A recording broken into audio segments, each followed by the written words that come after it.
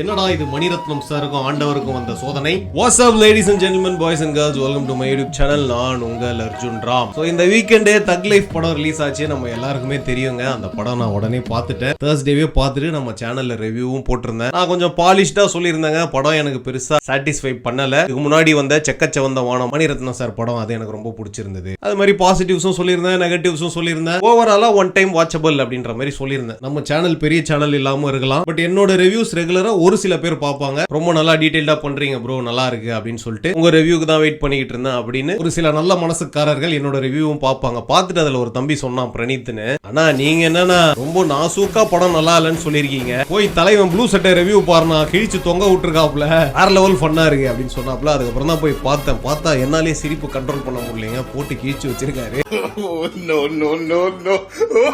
தலைவன் ப்ளூ சட்டை மாறன் கலாய்ச்ச கலாயிலிருந்து ஒரு சில ஹைலைட்ஸை இப்போ உங்களோட டிஸ்கஸ் பண்ணலாம். என்னோட ஒப்பீனியன் என்ன அதை பத்தி அப்படின்னு சொல்லலாம்னு இருக்கேன் இந்த வீடியோல. So let's dive into the video. தனி ஒருவன் நினைத்து விட்டார். ஃபர்ஸ்ட் அவர் சொன்னதுல வந்து என்னடா கேங்ஸ்டர் படம்னு சொல்லிட்டு கேங்ஸ்டர் விஷயம் எதுவுமே இல்லையே அப்படின்ற மாதிரி சொல்லியிருந்தாப்புல. அப்புறம் இந்த த்ரிஷா கதையை பத்தி சொன்னாரு. செம்ம ஃபன்னியா இருந்தது. அது என்னன்னா, கதைப்படி பாத்தீங்கன்னா கதையோட ஸ்டார்டிங்ல ஒரு ஷூட் அவுட் ஒன்று நடக்குங்க. அதுல ஒரு சம்பவம் நடக்கும். அதுல சிம்புவோட அப்பா செத்துருவாரு. சிம்புக்கு அப்போ ஒரு 7-8 வயசு இருக்கும். அவருக்கு ஒரு தங்கச்சி, சிம்பு பேர் அமரு, தங்கச்சி பேர் சந்திரா. அந்த கலவரத்துல சிம்புவோட தங்கச்சி காணாம போயிடுவாங்க. சிம்புவை கமல்ஹாசன் சாரே கூட்டு வந்து அவரே சொந்த தம்பியா சொந்த புள்ள மாதிரி வளர்ப்பாரு. சின்ன வயசுலயே ஒரு ப்ராமிஸ் பண்ணி கொடுப்பாரு, தம்பி எவ்வளவு நாள் ஆனாலும் பரவாயில்ல, உன்னோட சந்திரா அவங்க கூட சேர்க்காம நான் விட மாட்டேன் அப்படின்னு சொல்லிட்டு. அதுக்கப்புறமா கட் பண்ணா பெரியவங்க ஆயிடுவாங்க. ஒரு சில பிளாஷ்பேக்லாம் நடக்கும். அப்போ வந்து பாத்தீங்கன்னா இந்த சந்திரா கேரக்டரை தேடி ஆண்டவர் கமல்ஹாசன் எங்க போவார் அப்படின்னு பார்த்தா ரெட் லைட் ஏரியாவுக்கு போவார். வாழ்நாளெல்லாம் கன்னி பெண்களை ஏறெடுத்தும் பார்க்காத கட்டிடம் காளை புயல் மாதிரி வந்து கொண்டிருக்கிறார். நான் கூட இந்த ஆங்கிள் யோசிக்கல. அத ப்ளூ சட்டை மாறன் கேட்டிருந்தாரு, ஐயோ ஒரு குழந்தை சின்ன வயசுல காணாம போயிடுச்சுன்னா எங்கேயாவது ஸ்கூலு காலேஜ் அங்க போய் தேடுவியா, அதை விட்டுட்டு ரெட் லைட் ஏரியால போய் தேடுறியே. சரி போய் தேடின, கிடைக்கலன்னா சும்மா வரலாம்ல. சந்திராவை தேடி வந்தீங்க, ஆனா நான் இந்திரா என்ன காப்பாத்துறீங்களான்னு த்ரிஷா கேட்டோன்னு அவங்கள கூட்டிட்டு வந்து அவங்க கூட நீ சல்லாபம் பண்ணிக்கிட்டு இருக்கியே, இது நியாயமா அப்படின்னு சொல்லிட்டு ஒரு கேள்வி ஒண்ணு கேட்டிருக்காரு.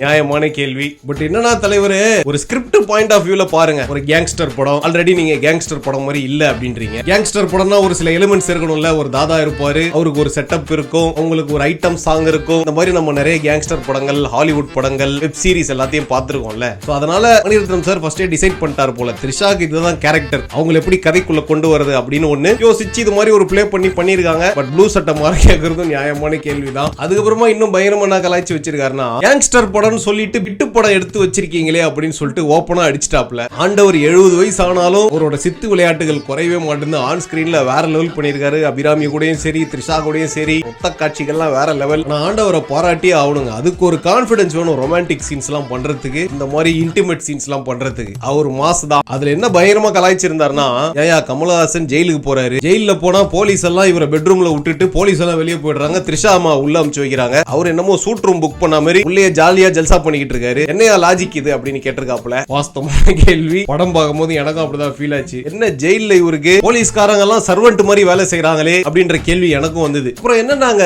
ப்ளூ சட்டை மாறன் கலாய்ச்சதுல நான் சொன்ன ஒரு விஷயமும் என்னோட ரிவ்யூல ஒரு அதை டச் பண்ணிருந்தாரு. என்னன்னா, டீடைலிங்கே இல்லைங்க. கேங்ஸ்டர் படம் அப்படின்னு சொன்னாங்களே ஒழிய அந்த கேங்ஸ்டர்ஸ் என்ன பண்றாங்க, எங்க இருந்து வருமானம் வருது, அவங்க என்ன தொழில் பண்றாங்க எதுவுமே காட்டல. அவங்க கேங்ஸ்டர் டீடைலிங் டோட்டலா மிஸ் பண்ணிட்டாரு இந்த படத்துல மணிரத்னம் சார். அதனாலதான் பெருசா இந்த படம் ஒர்க் ஆகாமலே போயிடுச்சு. அப்புறம் சிம்பு வந்து பெரிய வேலைக்காரரு, அவர் பயங்கரமா கேங்க நடத்துறாரு அப்படின்னு டயலாக்ல சொல்லுவாங்களே ஒழிய ஒண்ணு கூட அது மாதிரி அவர் பண்ணி நம்ம ஸ்கிரீன்ல பார்க்கவே முடியாது. அப்படி என்னடா சம்பவம் பண்ணாரு எங்களுக்கும் காட்டுங்கடா அப்படின்ற மாதிரி தான் ஆடியன்ஸ் பாயிண்ட் ஆஃப் வியூல இருந்தது. சோ புலி வருதுன்னு டயலாக்ல எல்லாத்தையும் புகுத்திட்டாங்களே ஒழிய புலி வரத கடைசி வரைக்கும் பார்க்கவே முடியலைங்க ஸ்கிரீன்ல. அப்புறம் இன்னொரு கலாய்ச்சிருந்தாரு, அப்போ ஆடியன்ஸ் நாங்க கேங்ஸ்டர்னு நம்மளனா பரவாயில்லப்பா கமல் சார, அங்க கூட இருக்கிறவங்களே நீ கேங்ஸ்டர் இல்ல அப்படின்னு சொல்லிட்டு அவரை புடிச்சு தள்ளி விட்டு அதுக்கப்புறமா 70 வயசுல செகண்ட் ஹாஃப்ல போய் கராத்தே எல்லாம் கத்துக்கிட்டு வந்து வீடு கட்டுறாரு, என்னையா கேங்ஸ்டர் படம் இது அப்படின்னு சொல்லி ஒரு கலாய்ச்சிருக்காப்ல. செம்ம ஃபன்னியா இருந்ததுங்க ப்ளூ சட்டை மாறன் ரிவ்யூ. தக் லைஃப் படத்தை விட ஒரு ரிவ்யூ செம்ம ஜாலியா இருந்ததுன்னா பாத்துக்கோங்க. அப்புறம் இந்த ஜெனுவின் சினிமா ஆடியன்ஸ்னு ஒருத்தங்க இருப்பாங்களா, அவங்களையும் போட்டு கலாய்ச்சி விட்டாரு. வீடியோ முடிக்கும் போது ஒரு குரூப் வருவாங்க, guys don't trust anyone, it is an extraordinary cinematic experience, go and watch it அப்படி இப்படின்னு உருட்டுவாங்க, அதெல்லாம் நம்பாதீங்க அப்படின்னு ஒரு வார்னிங்கும் கொடுத்துட்டாரு. அப்புறம் அந்த ரிவ்யூவை முடிச்சாருங்க, வேற லெவல் எண்டிங் கொடுத்திருந்தாப்ல தலைவன். இங்கிலீஷ்லாம் பேசி நான் பார்த்ததே இல்ல.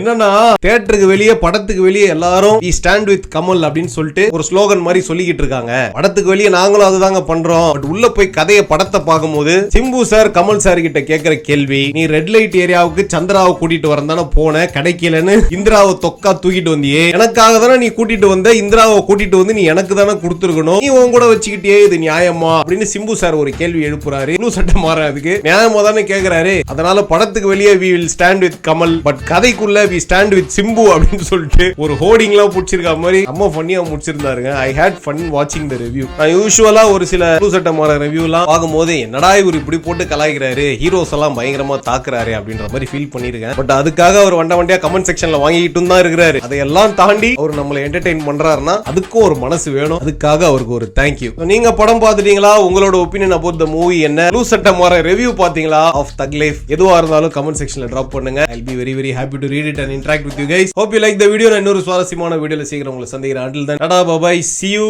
வர்ட்டா மமே டுர்ரே.